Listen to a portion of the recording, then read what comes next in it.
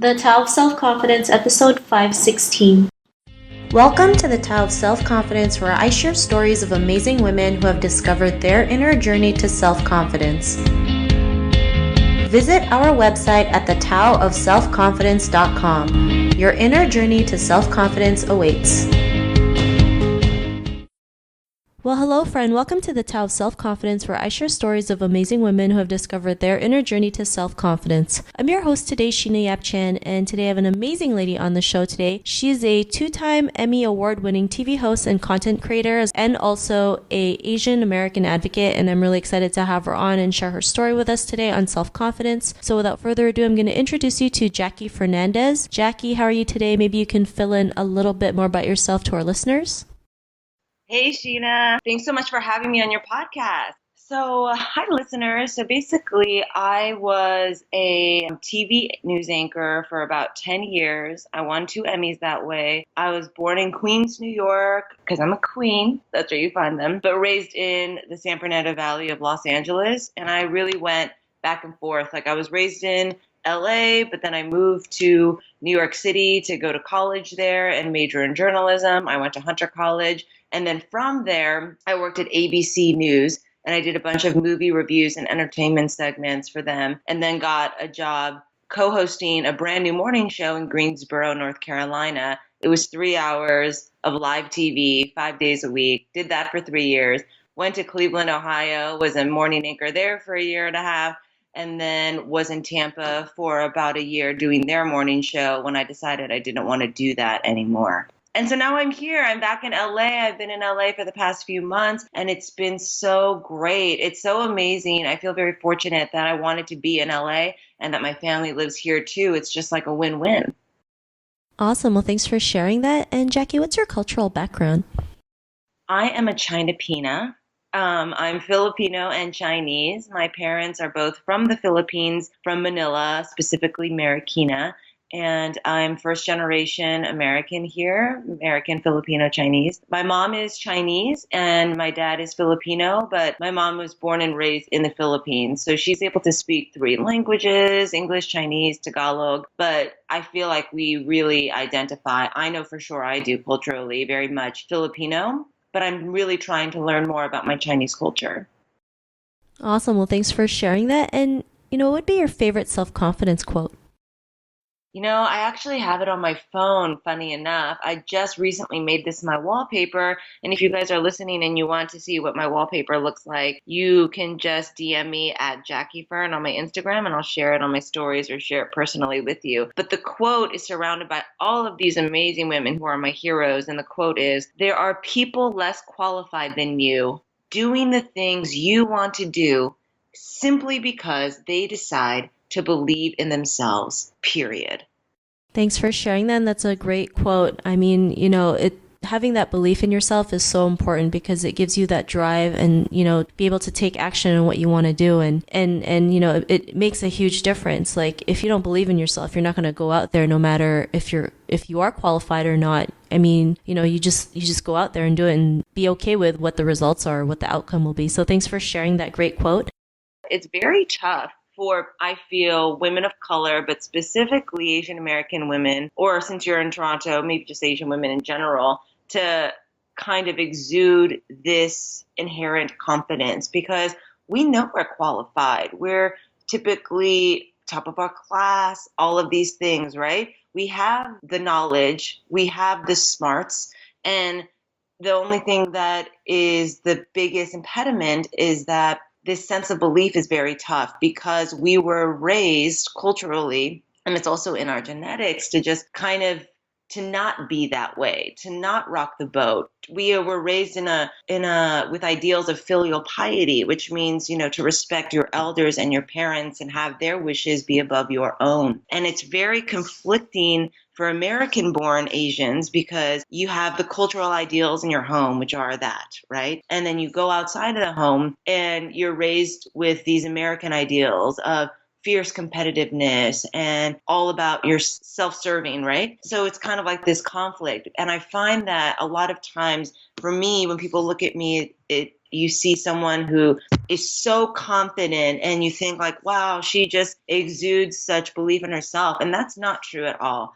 I very much have so many moments of self-doubt and feeling very small that it's very important for me to remember that there are people out there who are doing the things that I want to do, that I believe and know that I can do. And the only reason why they're there is because they believe in themselves, right? And so if you're listening out there, because there's many times throughout my life where I felt like I didn't have the emotional support from my family, right? If you wanted to be in the creative world, which a lot of us want to do, but we feel like we're disappointing our parents or whatever expectations we believe we must have on ourselves. And I just say to you, go for it, because it's very hard when you don't have a lot of support around you. So it's like you have to center yourself to just have that within yourself, like positive self-talk.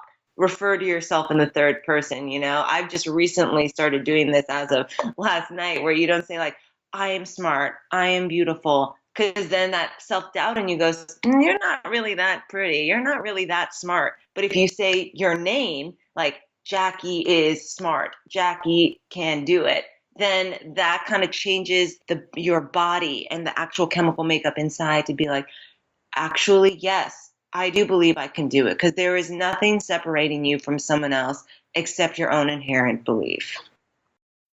Thanks for sharing that. And, I think that's what confidence is mostly too. It's that having that belief in yourself, right? Learning to realize you are worthy to go out there and do the things that you love. And yeah, like you mentioned, growing up as, Asian women, we're always told to be in the background. So it's really hard for us sometimes to go out there and do what we want, because we've been brought up in such a way where we're not supposed to, like you mentioned, make any noise or, do anything crazy. But, sometimes we just have to go out there and sometimes kind of rock the boat to show others what's possible. So thanks for sharing that. And Jackie, what was your life like before your discovery of self-confidence? You know what? I have to tell you, I remember hearing that question me and wondering, I don't even know when I, quote, discovered self-confidence. You know what I mean? Because I was raised in Los Angeles. I went to a high school filled with Disney star kids. And my parents, they came here from the Philippines. Their goal was to have children who would be nurses. And they didn't think or place a value on higher education. So their goal was to work as hard as they could. They came here with literally nothing in their mid-20s, not knowing the rules of this country, how things work, right? Like all the politics of it all. How do you advance? All these things. I can't even imagine what they went through. And all of that to say and paint a picture, they put my sister and I through private schools because they thought that was the best thing that they could do to provide for their children. And then after high school, you go straight to nursing school, right? So all of that to say, I went to these very, very rich high schools being poor. And it was very, tough to be around all of these people and not understanding why I couldn't have the same things, because my parents didn't explain that to me, how hard they were working for me to even be in that position, right? It's only something I learned later in life, where I could understand when I was their age. Like, I can't imagine when I was 25, I was hosting my own show, right? And dealing with all of these things and feeling like so overwhelmed. But I go, oh my God, when you were 25, you had a newborn baby, you were in a brand new country with $500 in your bank account, working in a junkyard. How the hell am I complaining when that was your guys' life and the amazing things that you have brought for me? So I would say, to answer your question, long story longer, I feel like I kind of got some self-confidence when I started to understand the stock from which I came from. I started to, when I was in high school and middle school, I was in these very majority white spaces, majority rich white spaces filled with entitlement. And I didn't understand why I couldn't be that same way or why I was different, right? But when I was in college and I started to understand my heritage, which was by taking Asian American Studies classes, which I highly suggest to all of you. And if you can't take any, please read Asian American Dreams by Helen Zaya. It is the best book. It gives you an insight and a history lesson of our culture in America, Asians' culture in America, all the different types of Asian people. We're seen as this homogenous group, but we're very much Filipino, Chinese, Japanese, Korean, all had a different history here and how they tried to pit us all against each other until one unifying moment brought us all together. And that moment was, of course, a white person killing someone and getting away with it. And we all realized that could have been us. And Vincent Chen. So my point of that is to tell you, when I started learning more about our history here, I got mad. And when I started to learn more about my culture in America, it gave me better insight into my parents and what they went through. And I thought, if they could go through all of that and they endured all of that and they're still so beautiful and strong today, why aren't you showing their legacy right now? Why aren't you realizing where you come from? The strength, the courage, the perseverance, the beauty from which you come from is right in front of you. It is in you. So I feel like that journey definitely started for me in college with knowledge, compassion, and understanding for my own background, my own family, and then the bigger picture of Asian Americans in this country. And from there, I was able to grow. And I feel like I know I am still very much on a journey of self-discovery as I pivot careers and I'm looking to create content that speaks to us and for us. And that takes a lot of courage. And when I, volley back and forth between feeling not that confident, I have to remind myself of this journey, of what I've overcome and who I am, which is my mother's daughter, my father's daughter. And another quote that I really love too is to be that dream that your ancestors had, And so it's like, yeah, that's what I'm going to do. They came to this country. I'm first generation and I'm breaking a lot of the cycles. I didn't want to be a nurse.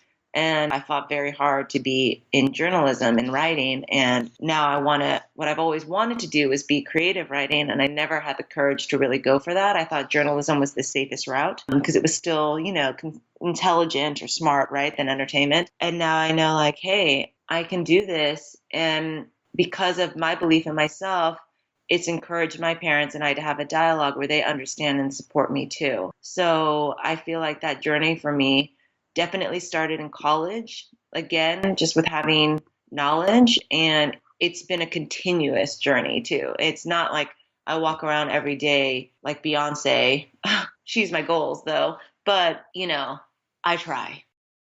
Thanks for sharing that. And I love how you mentioned, how Asian Americans are portrayed in America. I remember recently reading an article how, Asian women in big movies are portrayed one way. It's like they have this colored purple hair or a streak of purple hair in them. And it's like, it's just showing people that we're just this one type of person, not realizing there's many types of Asian people. We're all made differently and that, we should be showcased differently, right? In the media, which is, something that is still lacking in Hollywood, right? That Asian representation. And, I like how you mentioned that because we have this problem, you're going to be the face, right? You're going to be there and help create a better, representation of it. And it starts with us, right? We find this thing that doesn't sit right with us, and instead of complaining about it, we just go ahead and do something about it. And like you becoming a creative writer, it's great that you can go out there and realize that you're worthy to be a creative writer, and you can go out there and create the content that you want. And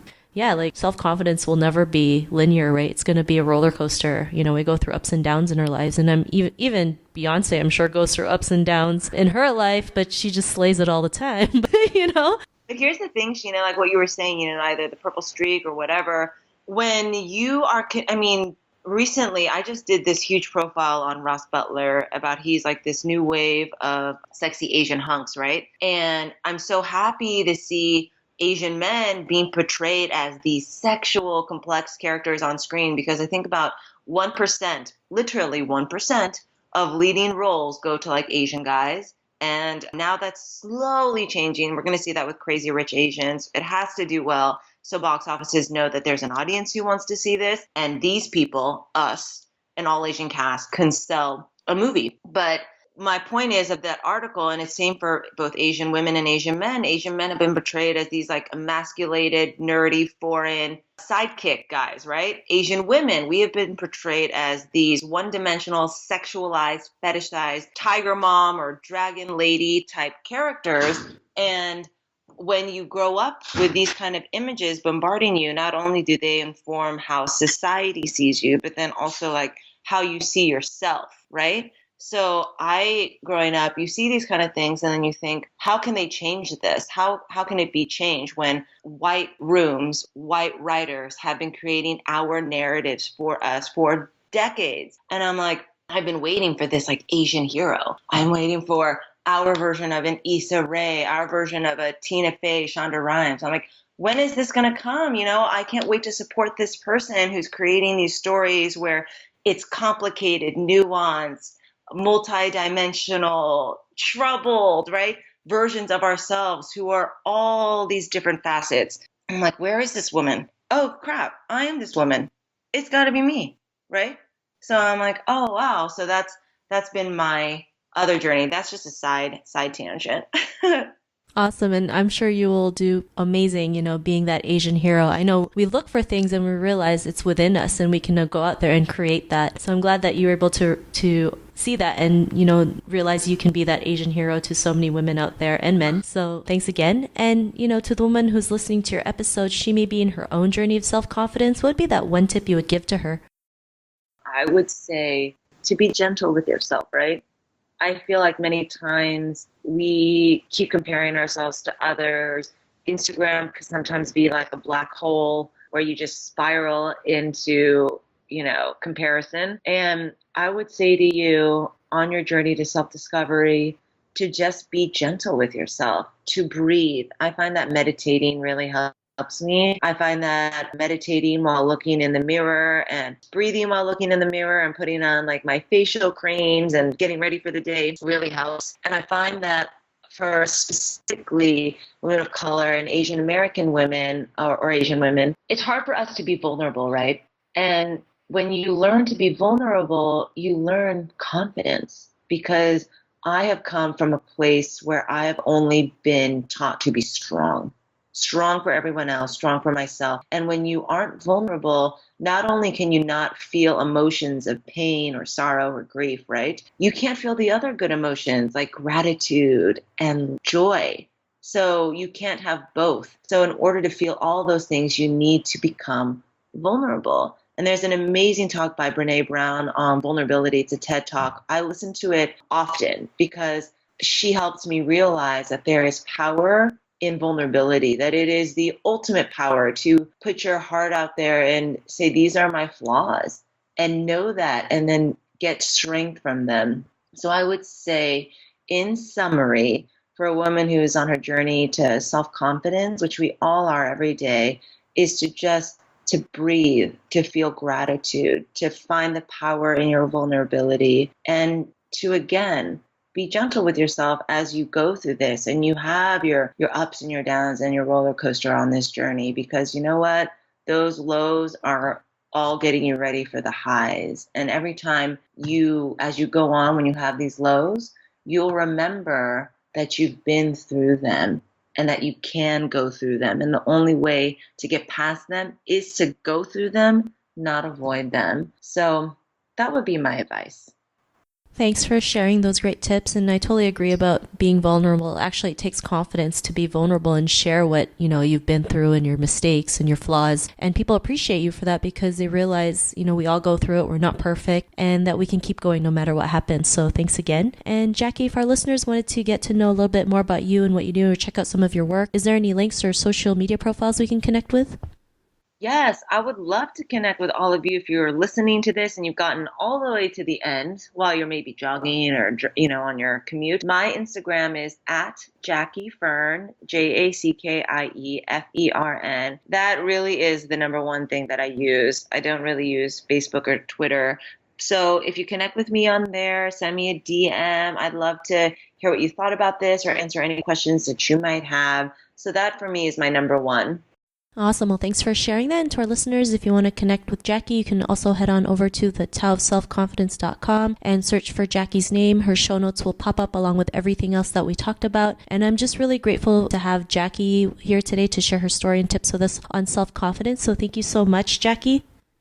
You're welcome, Sheena. Thank you so much for having me. And I'm so proud of you for this work that you're doing.